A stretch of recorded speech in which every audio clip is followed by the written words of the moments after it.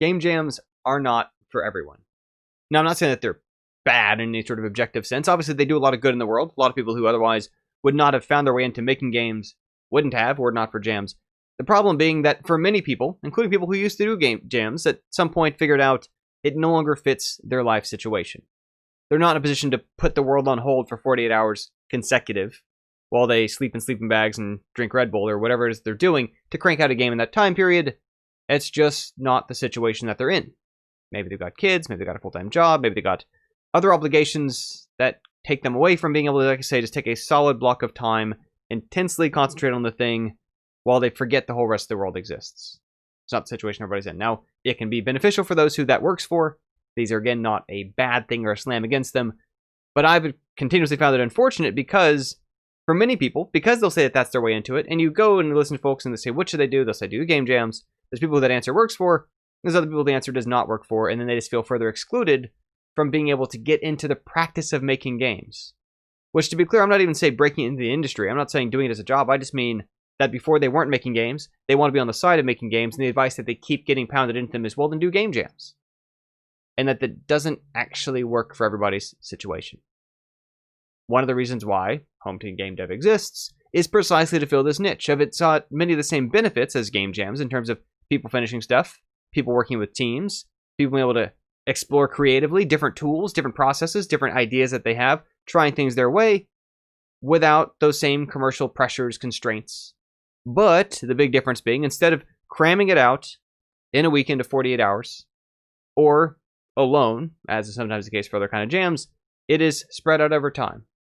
For most of our members, they're literally just putting in a few hours, maybe a couple evenings a week into any given project. There's weeks where they take the time off from any project because work is flared up, family stuff's flared up, other things have to take priority, and they jump back in when they can. Meanwhile, it's kept floating by the other team members, other collaborators, each with the help and access to support from mentors, myself included, who help answer their questions so nobody stays stuck. But this is how we bring together the now 96 games. We just released another one today, Xenojackers. It's awesome. You should check it out. Actually, it's probably a few days ago at the time of when I posted this video. But Xenojackers just came out along with, like I say, 95 other games. And every single one of those was built on exactly this framework of it's roughly the scale of pressure of a jam, which is to say not. That nobody's barking orders or bossing anybody around. You kind of do what you feel like doing to the extent you have the energy availability to do it. Other people filling around you. But it tries to get some of those same benefits of, I was on the other side of doing it before, now I'm doing it. Right? I had nothing in my portfolio, now I do. And we've also found it's been beneficial for folks. One of the other downsides of jams, and again, this is not to say that there's all bad about them, there's good things about them. One of the other downsides about them, though, is precisely that, because they are built on the assumption that you are basically opening the thread, doing all the game development, and closing the thread, without any other part of your life overlapping that. There's certain parts of discipline, long-term planning, long-term project communications that it's not exercising. Now, a company's not necessarily upset to see you've done jams. That can be a perfectly good thing. But if all they see is that you've only ever done jams, collaborator of any kind, they might be asking themselves, do you have that kind of scheduling discipline to spread out work? To put something on the back burner, go do other things, come back to it and pick up where you left off. And as simple as that sounds, that's not a skill everybody's developed, especially people who've kind of gotten into, like, dependence of the only thing they ever do is jams. It's harder to do that longer term. I've told this kind of story before, and I'll probably go back to it again and again, because it's a major observation out of the many, many years I've been helping people into game development. When I started the first game development club that I was running back in 2004, co-established rather, back in 2004, at the time we made games in 5 or 6 months, and people were surprised that we made games in only 5 or 6 months, because back in 2004, jams were not common yet. And if anything, it seemed like, how are they... I mean, it's freeware, it was students, but still, it was like, how are they doing that? That's so fast compared to their expectations. Over the next several years, jams became much more common, Global Game Jam got bigger, many more campuses participated in these things, and so when I started my second game development club back in 2010, we were still making games for 6 months. At the same time, instead of people saying, wow, that's so fast, they were saying, wow, how do you stick to one idea for so long? How do you plan that far ahead? How do you not just get distracted and bored and go chase the new shiny? How do you follow through on your plans? And we were doing the same thing we'd always been doing. And that's in many ways, obviously we've leveled it up now several fold in what we do in Home Team, but that same basic gist has been a major value change for some people who came from a background only doing jams, only doing short stuff, and when they get involved in our process, they learn that sense of pacing.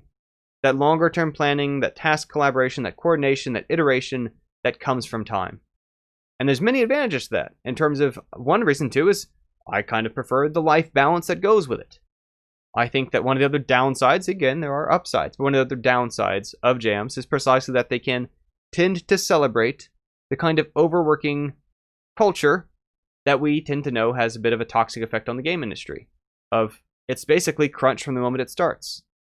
We're very much the opposite. We say we're here to spread it out among people and over time. And so in any given time, like I say, we're trying to spread out when people are doing stuff. We specifically have recognition in our group for when people are involved 8 or more of the 13 weeks of a quarter, precisely because we don't want them to try to finish their project with 300 commits in the final week. We want it spread out. We want people to do a little bit at a time to chip away at it. And that's where they're learning those skills of, like I say, planning, collaboration, coordination, adaptation.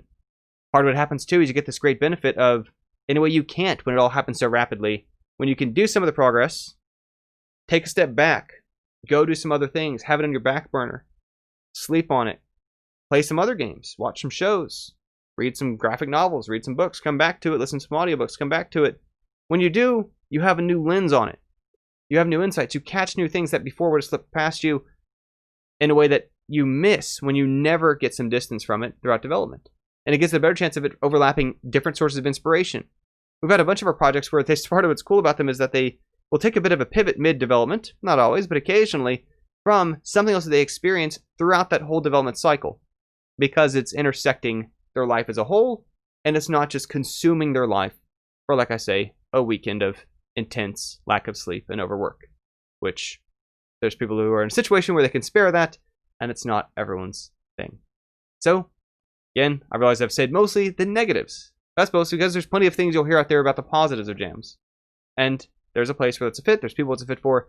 For everybody else, that's part of why I've tried to create HomeTeamGameDev.com for people who either jams were not a fit since they've tried to have an interest in games, or since they have maybe used to do jams and since found it harder and harder over time to take part in what that demands of them. Home Team Game Dev, in many ways, it's not demanding less, it's demanding different things. It's demanding maturity about schedule, it's demanding planning, it's demanding communication with others in a way that we think we're pretty proud of the results, the kind of games we can produce over, as short as, they're not all 6-month schedules. We have games that are 6 months, we also have games that are 6 weeks, and everywhere in between. So we got a range of projects, got different things going on any given time, members switching between them, trying different roles, and a lot of things about that in our framework have continued to evolve to try to get better results for people in a way that really, like I say, scratches some of those same itches as what jams are famously a fit for certain people. We try to provide those same kind of benefits for folks who maybe jams aren't the answer for this time in their life. Thanks for tuning in. Thanks for being here. As always, if you want to join us, take part, join at HomeTeamGameDev.com. Also, check out there, we just got Chase Bethia as our new audio trainer. Excited to have him with us, helping out people with composition, with sound design.